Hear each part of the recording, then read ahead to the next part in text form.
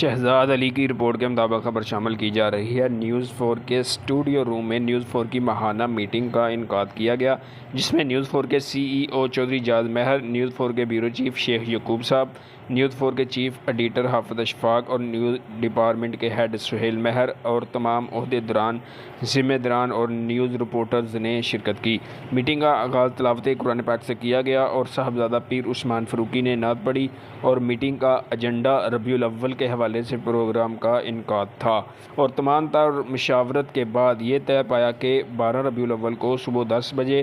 ربیع الاول کے جلوس کا بھرپور استقبال کیا جائے گا اور تاراں والا گلا ٹاور کے پاس نیوز 4 کی طرف سے حضور نبی کریم صلی اللہ علیہ وسلم کی